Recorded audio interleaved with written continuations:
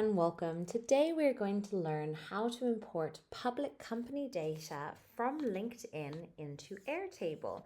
In order to do this, we will be using the data fetcher Airtable extension and also Proxycurl's integration. So Proxycurl is a tool that allows you to perform tasks such as looking up companies and their contact information. So Proxycurl uses a credit card system for billing, so you will have to go ahead and create an account if you haven't yet done so.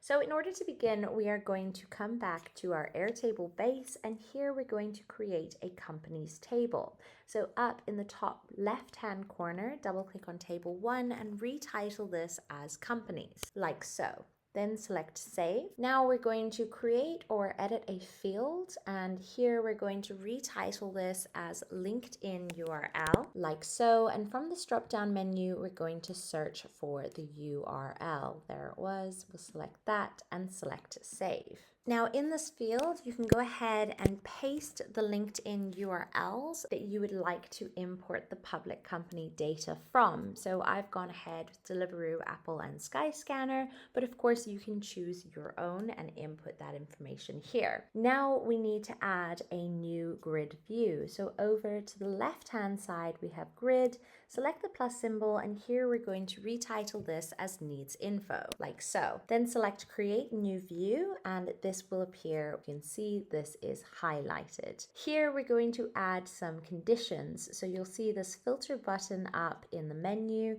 and we're going to select add condition. Now for this, we want this to read where, and from this drop-down menu, select LinkedIn URL, and from the following, we're going to select is not empty, and then we'll add a second condition that reads and name. And then from this drop-down menu, we want this to read is empty. Now you'll see that this turns green and this is now highlighted, so you know you've done that correctly. So now it's time to install the data fetcher extension. So up in the top right-hand corner, we have an extensions button. Open that up and click add an extension.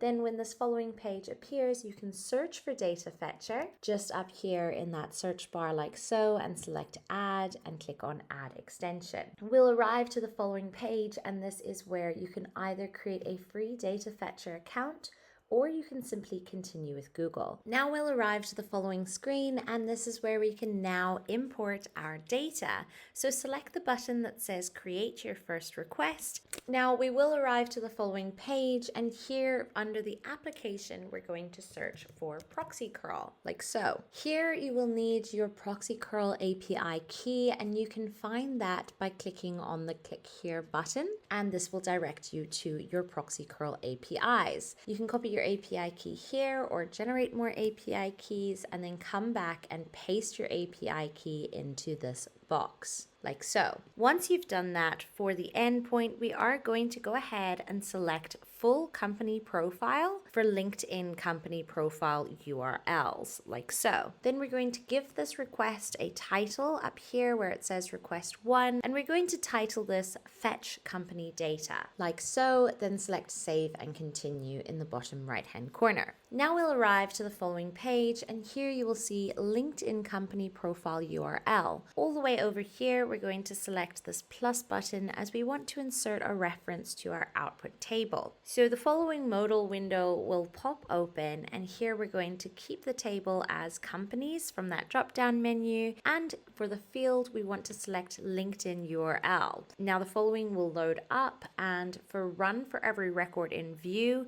we do want to have that selected as needs info. Then we're going to select confirm, and this will now appear like so. For your output table and view, it should read here now as companies and needs info as well, and we can go ahead and select save and run in the bottom right hand corner, just like so.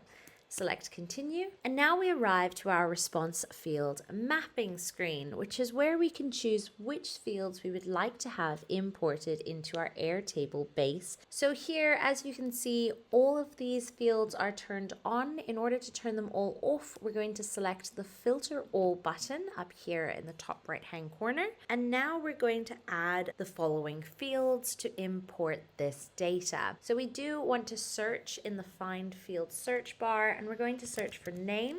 just like so. Turn that button on. Then we're going for description, website, company size on LinkedIn, like so, profile picture, and also follower count. Great.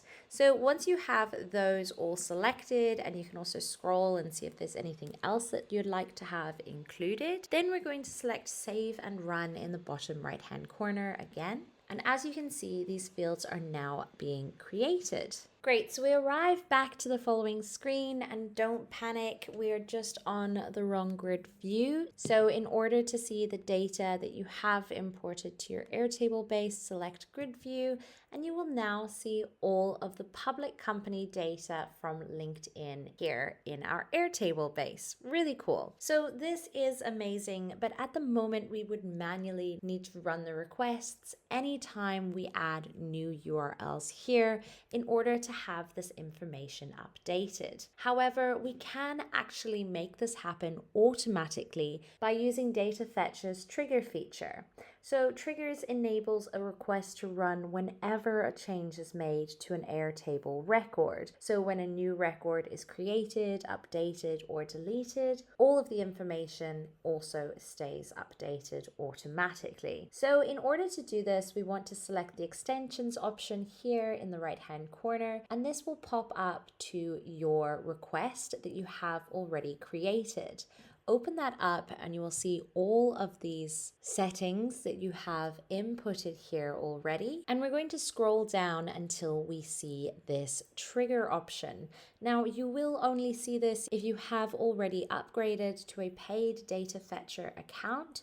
If you haven't yet done that, I really recommend that you do, because this allows you to run all of your requests automatically without you having to do a thing to keep all of your records updated in your Airtable base for anything that you're using Data Fetcher for. So once you have upgraded to a paid Data Fetcher account, come back to this step and you will now see this option appear like so. Here we need to select the authorize button so that we can give Data Fetcher access to our Airtable data. So select I understand, let's authorize, and the following screen will load. Here we need to add the base that we would like Data Fetcher to have the Airtable access to.